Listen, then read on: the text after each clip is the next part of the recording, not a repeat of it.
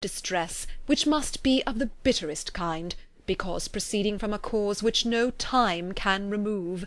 No arguments shall be wanting on my part that can alleviate so severe a misfortune, or that may comfort you under a circumstance that must be of all others the most afflicting to a parent's mind.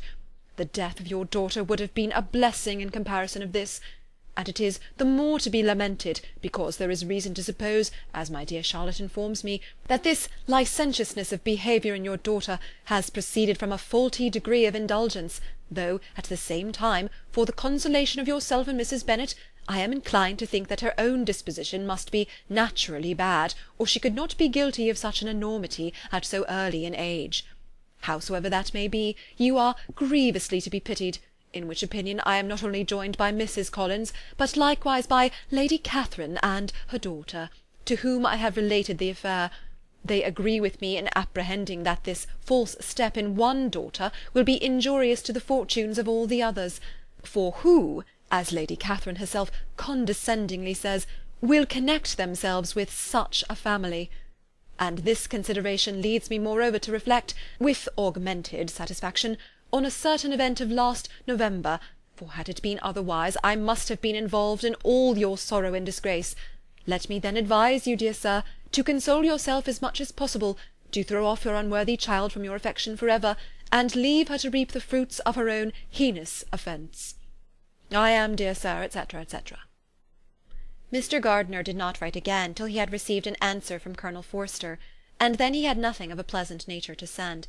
It was not known that Wickham had a single relationship with whom he kept up any connection, and it was certain that he had no one near living. His former acquaintances had been numerous, but since he had been in the militia, it did not appear that he was on terms of particular friendship with any of them. There was no one, therefore, who could be pointed out as likely to give any news of him, and in the wretched state of his own finances, there was a very powerful motive for secrecy, in addition to his fear of discovery by Lydia's relations, for it had just transpired that he had left gaming debts behind him to a very considerable amount. Colonel Forster believed that more than £1,000 would be necessary to clear his expenses at Brighton. He owed a great deal in town, but his debts of honour were still more formidable. Mr. Gardiner did not attempt to conceal these particulars from the Longbourn family. Jane heard them with horror. "A gamester!" she cried. "This is wholly unexpected. I had not an idea of it." Mr. Gardiner added in his letter that they might expect to see their father at home on the following day, which was Saturday. Rendered spiritless by the ill success of all their endeavours, he had yielded to his brother-in-law's entreaty that he would return to his family, and leave it to him to do whatever occasion might suggest to be advisable for continuing their pursuit. When Mrs. Bennet was told of this, she did not express so much satisfaction as her children expected, considering what her anxiety for his life had been before. "What! Is he coming home, and without poor Lydia?" she cried. "Sure he will not leave London before he has found them. Who is to fight Wickham and make him marry her, if he comes away?" As Mrs. Gardiner began to wish to be at home, it was settled that she and the children should go to London at the same time that Mr. Bennet came from it. The coach therefore took them at the first stage of their journey, and brought its master back to Longbourn. Mrs. Gardiner went away in all the perplexity about Elizabeth and her Derbyshire friend that had attended her from that part of the world. His name had never been voluntarily mentioned before them by her niece, and the kind of half-expectation which Mrs. Gardiner had formed of their being followed by a letter from him had ended in nothing.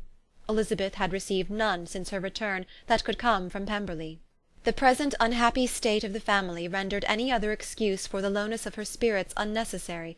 Nothing therefore could be fairly conjectured from that, though Elizabeth, who was by this time tolerably well acquainted with her own feelings, was perfectly aware that, had she known nothing of Darcy, she could have borne the dread of Lydia's infamy somewhat better.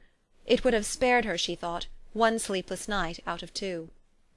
When Mr. Bennet arrived, he had all the appearance of his usual philosophic composure. He said as little as he had ever been in the habit of saying, made no mention of the business that had taken him away, and it was some time before his daughters had courage to speak of it.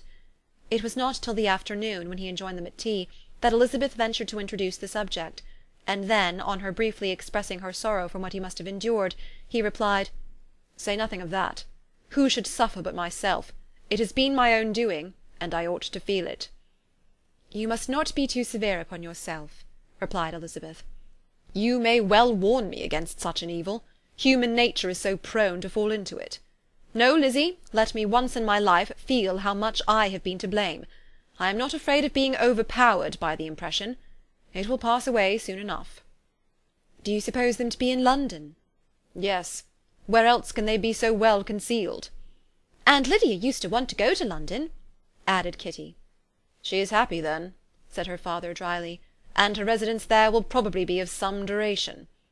Then, after a short silence, he continued, "Lizzie, I bear you no ill will for being justified in your advice to me last May, which, considering the event, shows some greatness of mind." They were interrupted by Miss Bennet, who came to fetch her mother's tea. "This is a parade," he cried, "which does one good. It gives such an elegance to misfortune. Another day I will do the same. I will sit in my library in my nightcap and powdering gown, and give as much trouble as I can. Or perhaps I may defer it till Kitty runs away." "I am not going to run away, papa," said Kitty fretfully. "If I should ever go to Brighton, I would behave better than Lydia." "You go to Brighton? I would not trust you so near it as Eastbourne for £50. No, Kitty, I have at last learnt to be cautious, and you will feel the effects of it. No officer is ever to enter my house again, nor even to pass through the village. Balls will be absolutely prohibited, unless you stand up with one of your sisters, and you are never to stir out of doors till you can prove that you have spent 10 minutes of every day in a rational manner." Kitty, who took all these threats in a serious light, began to cry. "Well, well," said he, "do not make yourself unhappy.